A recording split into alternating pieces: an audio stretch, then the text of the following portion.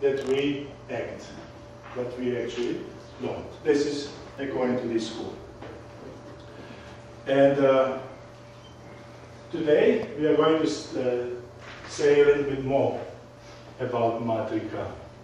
What is Mātṛkā?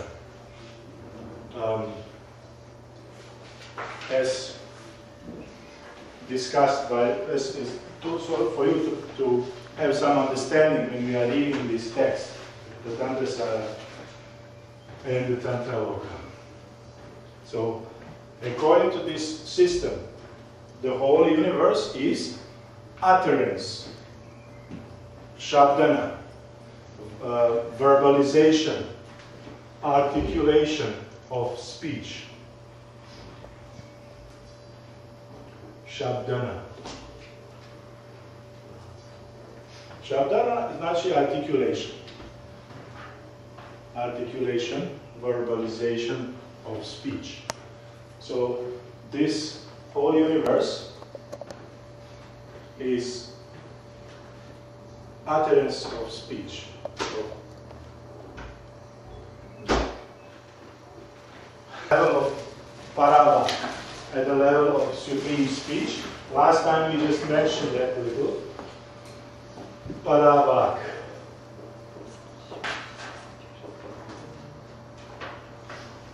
And it finds its expression in phonematic emanation.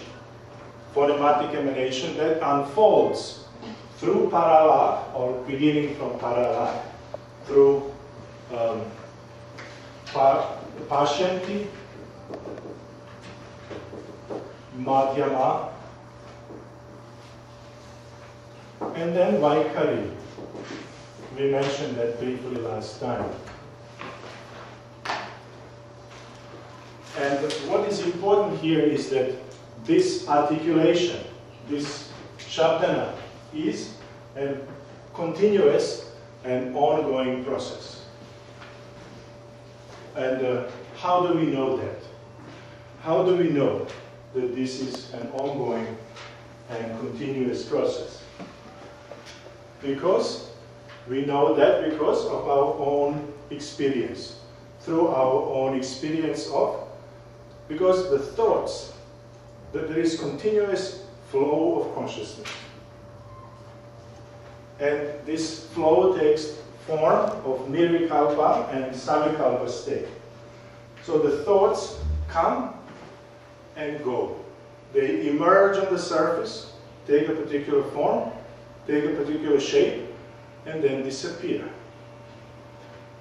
So we know through this, that this, so there is a process of srishti, means creation, sthiti, the thoughts remain for some period of time, this is sthiti, and then samhara, dissolution, they dissolve. So this process is a continuous process. Now the yogi, the task of a Shaiva, Anuttara Shaiva yoga is to grasp that gap between the two thoughts. There are, because the thoughts come and go. So there is a krama here, there is a sequence. So one thought emerges, therefore there must be beginning and the end of that thought.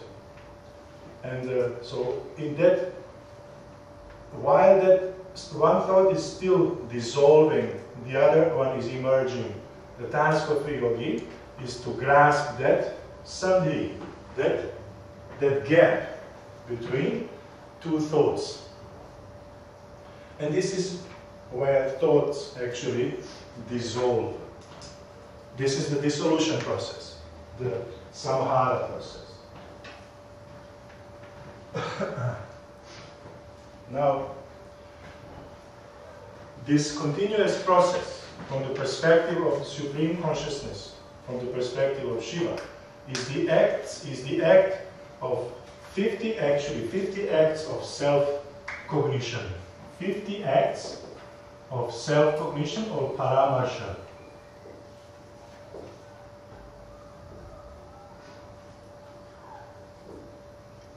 Paramarsha. So therefore we have A paramarsha, I paramarsha, U paramarsha, Ka paramarsha, Ta paramarsha. The letters, the 50 letters. So this process is the process of diversification of consciousness. And this is also called kalana.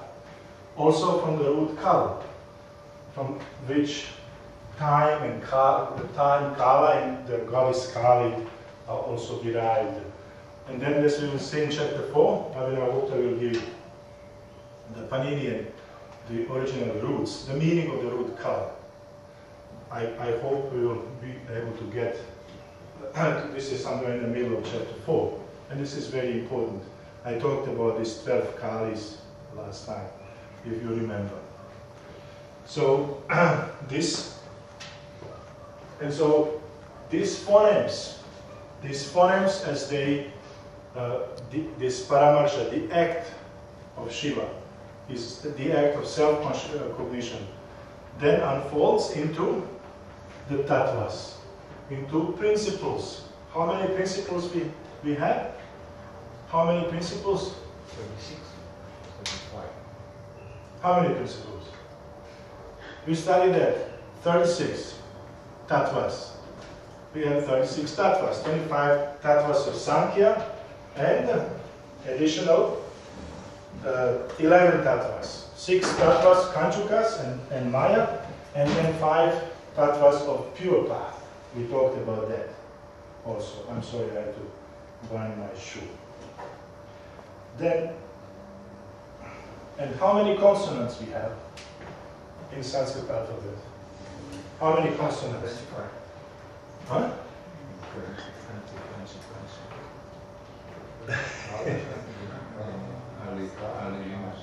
We have 16. We have 16 vowels. A, I, U, R, L, L, E, I, O, Au, Bindu, and Visarga. 16. 16, and then we have 5 vargas. Ka varga, ta varga, ta varga, cha varga, pa varga. This is 25. And these are the tattvas of Sankhya, 25. Then we have, what else do we have? We have Yaralava, and then we have Ha. How many is that?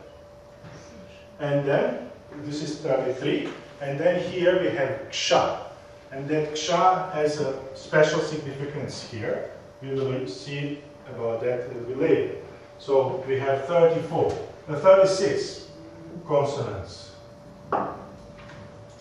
just as the number of tattvas, by accident. Okay, so now, so this, therefore, Mātṛkā is 50-fold if we take this act, the self-cognition of Shiva, each separately. Then we have 50 varnas, 50 phonemes, and then this Mātṛkā is 50-fold. Okay? If we divide these 50 letters into the consonants and vowels, then this Mātṛkā is said to be twofold. Okay? Twofold. From different angles. If we take it as 8 varnas, 8 vargas, Ka varga, Cha varga, Ta varga, Ta varga, Pa varga, Sha varga, Ya varga, and Ksha, and Ya varga, actually 8 vargas. Then we have eightfold Mātṛkā. And when to this eightfold Mātṛkā we add Ksha as a separate, then we have ninefold Mātṛkā. But when this self-cognition is taken to be one unified act of awareness, then Mātṛkā is onefold. then it is only one fold.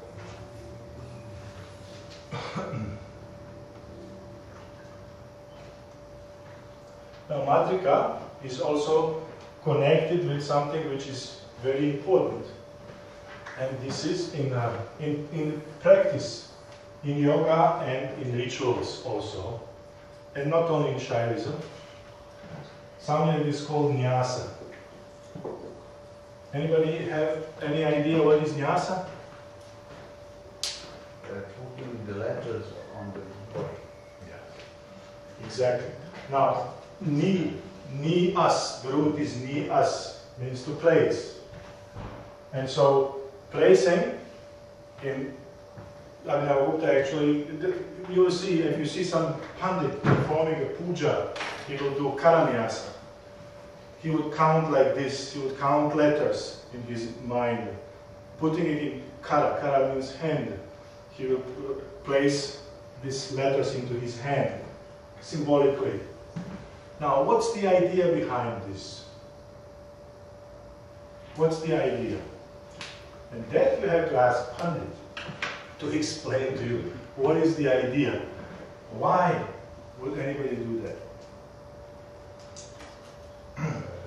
Any ideas? To enliven that part of the body by that aspect of the consciousness. Mātṛkā. Well, sure. Yeah. Yes, generally speaking. Yes. The point is that in this system, the mantras and deities, mostly goddesses, are one. There is no difference between mantra and gods, deities. So mantra consists of what? Mantra consists of letters. Therefore, that deity is made of letters in a particular way. And there you have to reproduce that arrangement on your own body. So a, I, u, like that. So arranging this, making a shield, a protection around your body, and arranging these letters in that particular shape, that they correspond to this. And there is also mental activity that goes on together with this external practice. But this is quite unique that you have the linguistic goddesses. This is just an amazing thing. In Shaivism only. Only in Shaivism. So this is nyasa. Now, there is another very important aspect of what Mātṛkā actually is. Mātṛkā gives meaning. It gives meaning to words and thoughts. It is that power of consciousness that gives meaning to words and thoughts. Now, this is very important. When we perceive something, this is the act of cognition. We see something that reflects. So this is also reflection. That what we see reflects in the sense of perception.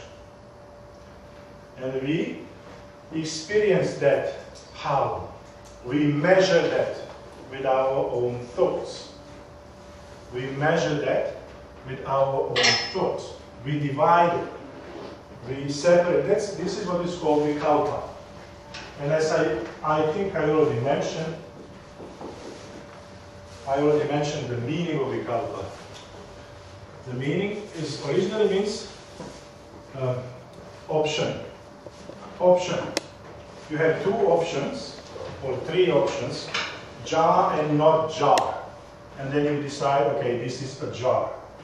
So then these vikalpas form, they take that, they compare with the past, what we already experienced, which means memory,